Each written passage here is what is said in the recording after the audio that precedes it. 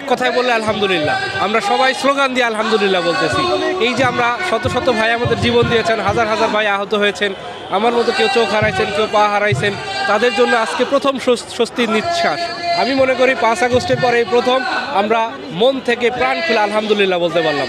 আমরা চাই সরকারের কাছে দাবি থাকবে হাসিনাকে যে কোনো মূল্যে ভারত থেকে এনে তার এই শাস্তি বাস্তবায়ন করতে।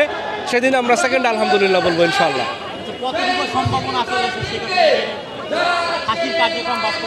এদেশের প্রত্যেকটা মানুষ চায় হাসিনার ফাঁসির এই রায় কার্যকর হোক।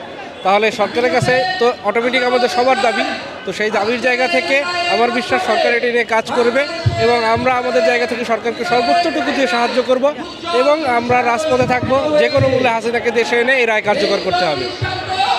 আসলে অনুভূতি এটা ভাষায় প্রকাশ করার মতন না, খুব বেশি ভালো লাগছে। কারণ আমরা যারা জুলাই যোদ্ধা, আমি নিজেও আহত হয়েছিলাম গত 4 আগস্ট সায়েন্স ল্যাব এলাকায়, তো প্রত্যেকটা জুলাই যোদ্ধা এবং শহীদ পরিবারের জন্য এটা একটা খুশির সংবাদ। এবং আমরা চাই যে শুধু রায়ের মাধ্যমে না, শুধু রায় দেওয়ার মাধ্যমে না, এটা যেন কার্যকর হয়, হাসিনাকে যেন দেশে ফিরিয়ে এনে ফাঁসিটা দেওয়া হয়।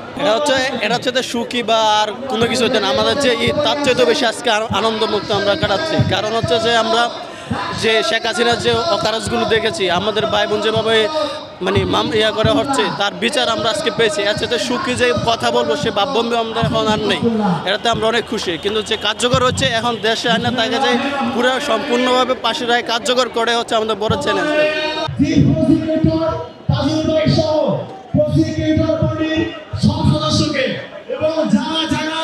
এই রায় বাস্তবায়নের কাজ করেছে, সাক্ষী দিয়েছেন, তথ্য প্রমাণ দিয়েছেন, সকলকে আমরা ধন্যবাদ জানাচ্ছি। প্রিয় ভাইয়েরা, আজকে যে আমরা দেখতে পেয়েছি, এই রায় মূলত আমাদের 2000 শহীদের রক্তের প্রতিটি বুদবুদ থেকে উচ্চারিত হয়েছে। প্রতিটি শহীদ, প্রতিটি আহত ভাই বোনদের প্রত্যেকের অন্তরে চাওয়া খুনি হাসিনার ফাঁসি চাই।